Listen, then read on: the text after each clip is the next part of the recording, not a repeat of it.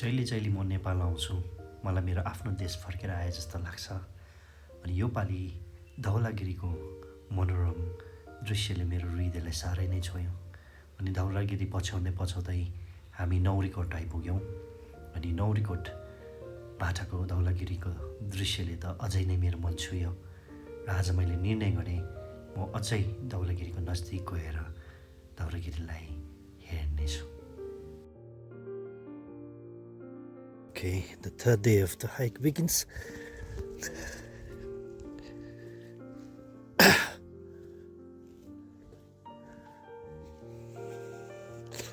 To the mountains.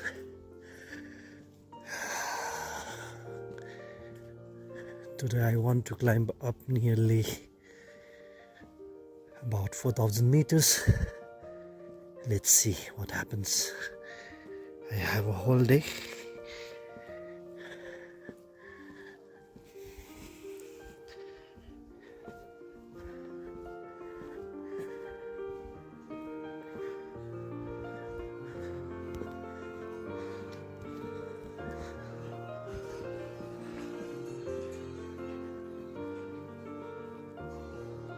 Awesomeness.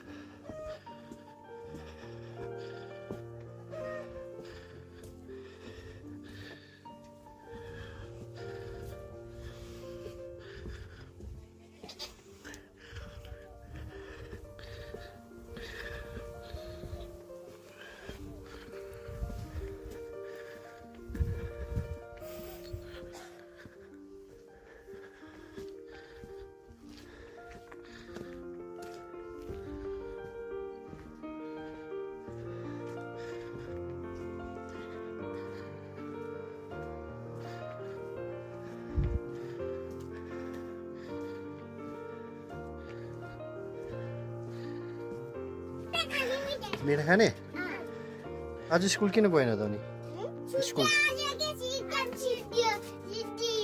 कहिले भोलि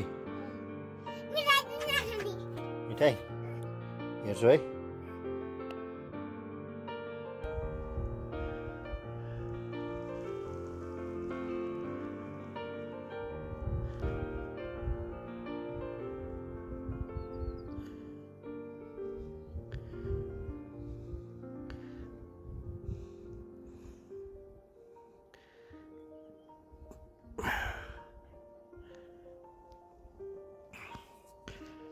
मेरो प्लान चाहिँ यहाँ माथि जाने मेरो क्यामेराले राम्रो देख्दैन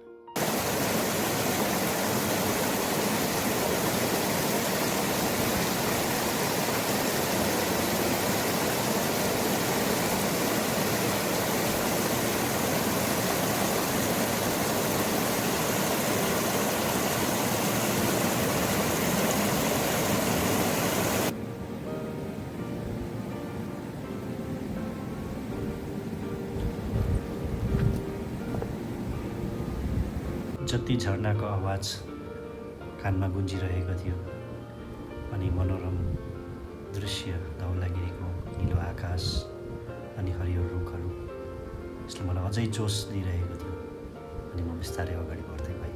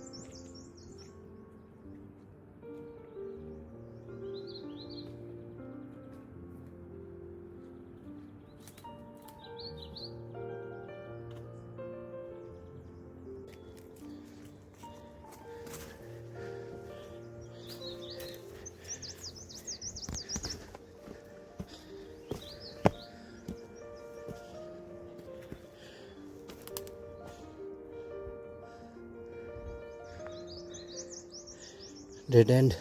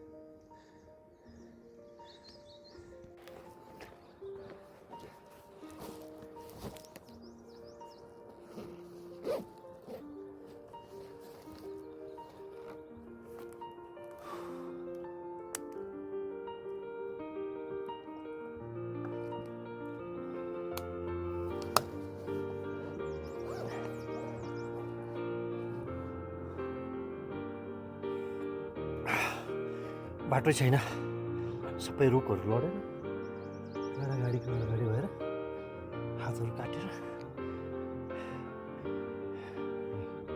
म हिँडेको अहिले अलमोस्ट 1 घन्टा 51 मिनट्स भएछ see you at the top है।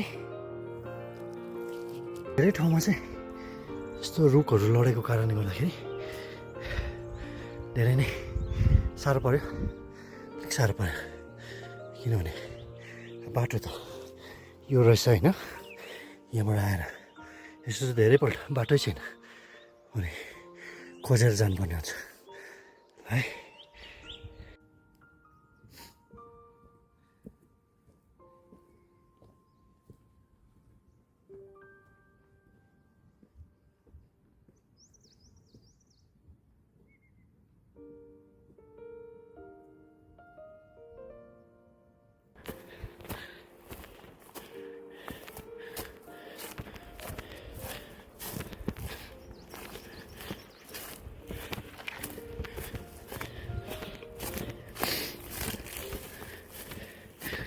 मान्छे नहिँडेर होइन, अनि सायद जनावर पनि हिँड्दैनन् होला आजकल।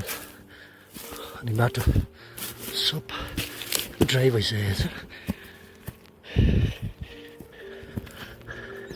हेर्नु त लु, सबै बाटो ड्राई, कोही पनि नहिँडेर। But whereas, look at the view.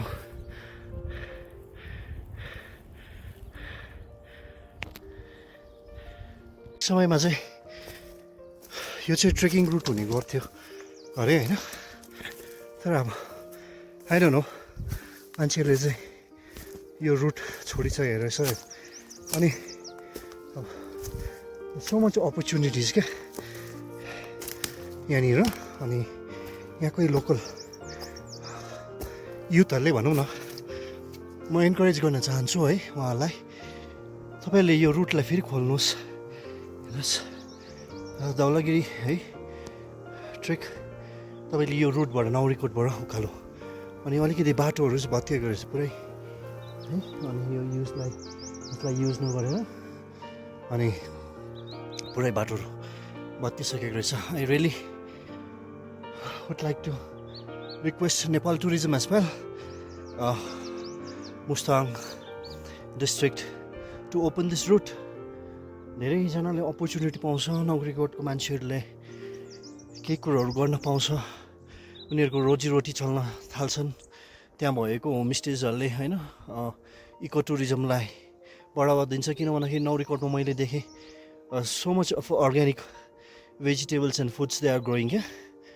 अनि एउटा अर्ग्यानिक इको टुरिज्म स्टार्ट गर्नुभयो र अनि यो रुटलाई खोल्नुभयो भने it will be one of the best in Nepal. हुनु त अब नेपालमा धेरै छन् अन्नपूर्ण सङ्केतमा, तर यो पनि एउटा वान अफ द बेस्टै हुने रहेछ। हेरौँ है समयमा चाहिँ कहाँ निस्किन्छ है। मेहनतको फल मिठो हुन्छ भन्छ सबैले।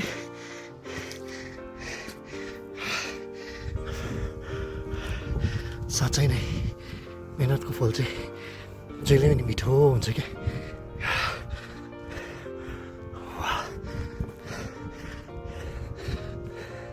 ल हेर्नुहोस् त, अनि isn't it beautiful? Huh? Oh. Definitely yes.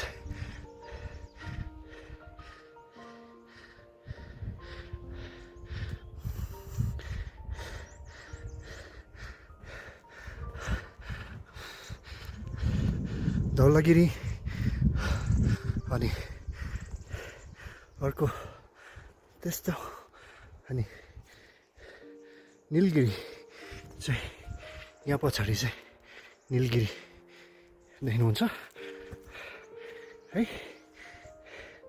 अनि तल बग्दै गरेको खोला कालीगण्डकी, अनि सबै हिमालहरू माथि।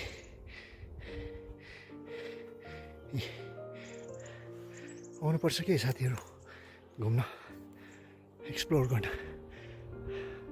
होइन। माथि माथि त्यो भन्दाखेरि माथि पनि सेतो हिमालहरू देख्न थाल्छ। अनि 1 घन्टा जति भयो हाम्रो लज थासाङ नौरीकोटबाट हिँडेको with this beautiful view at the back. Wow. One of the best view है माथिबाट तल यहाँबाट झऱ्यो भने चाहिँ one mistake game finish भन्छ नि तर worth it definitely. अनि आजको मेरो साथी भनेको चाहिँ always the best the third leg पनि भनेर भनिन्छ उसलाई भेटाएर चाहिँ नि धेरै सजिलो है नेचरले तपाईँलाई जहिले पनि केही न केही दिन्छ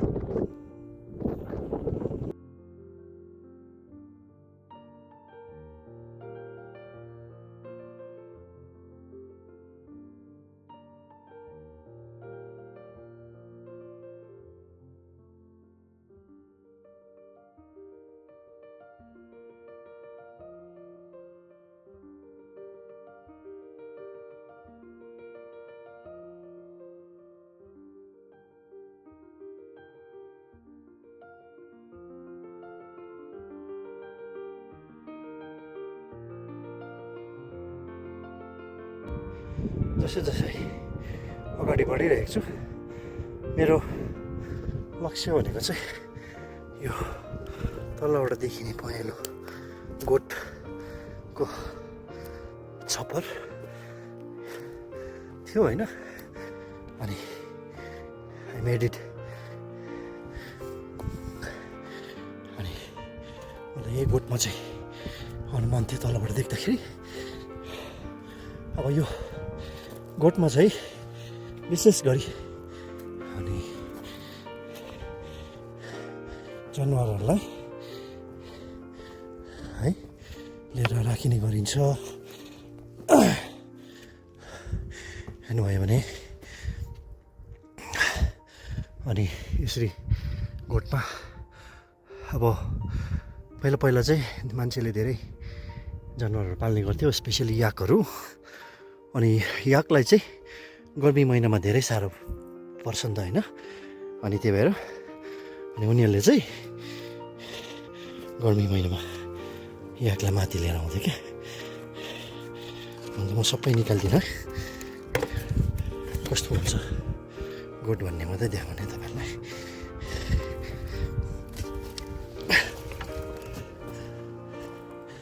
यस्तो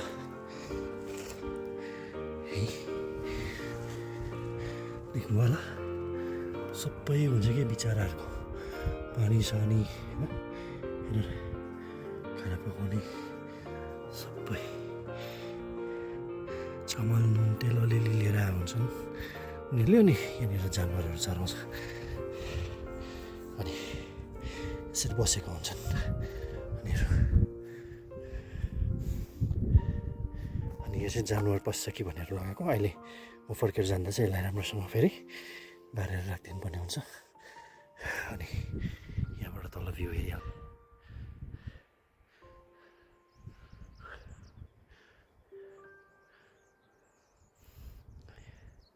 कस्तो मजाको है। एक रात सुत्नु पाउनु पनि हुँदै यहाँनिर, एक रात सुत्नु पाए त हुन्थ्यो नि।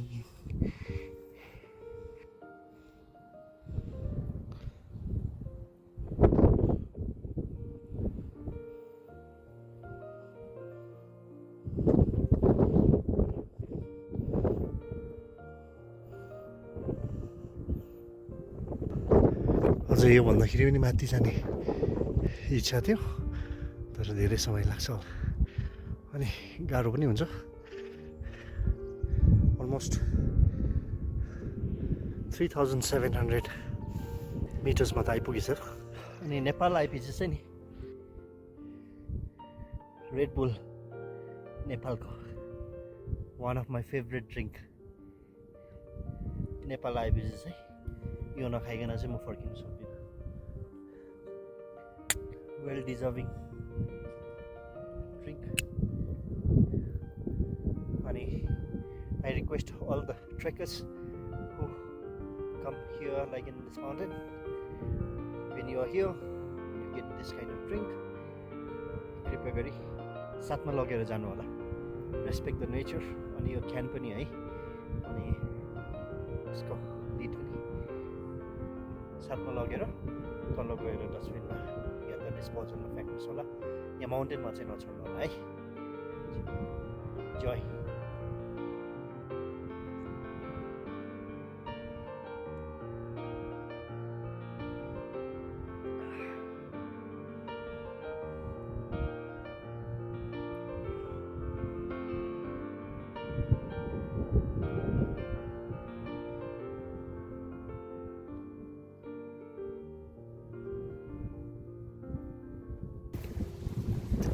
अब चाहिँ फर्किँदै गरेको।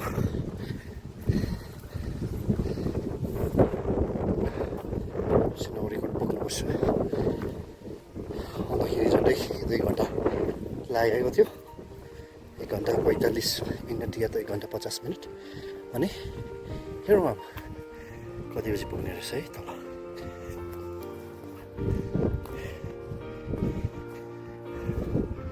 अन्तिम पटक पछाडि फर्केर हेर्दाखेरि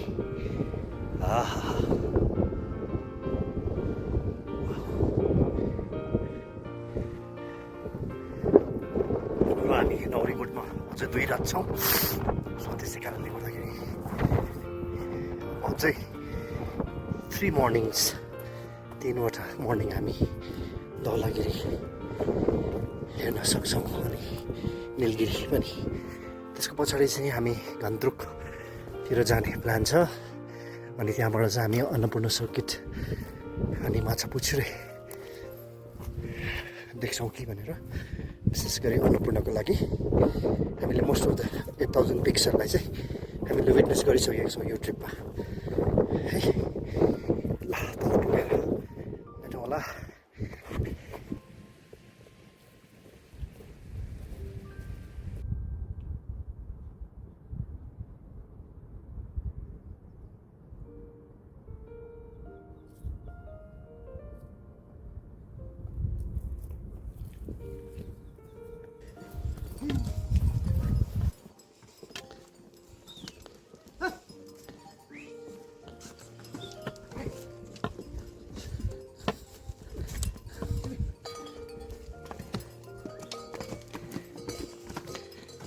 ल यो चाहिँ म यहाँको घर कबड्डीमा देखेको घर चाहिँ यो रहेछ।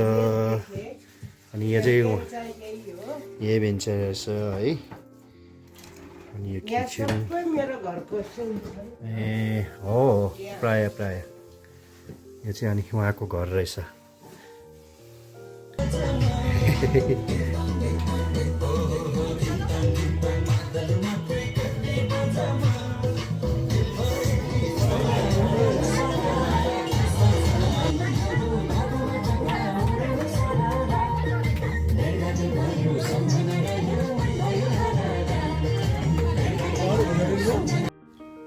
नौरीकोटको साधारण जीवनशैली, धौलागिरीको मनोरम दृश्य, निलगिरी पछाडि यो हिमालयले अनि यहाँका साधारण जीवनशैली, संस्कृति, भाषाले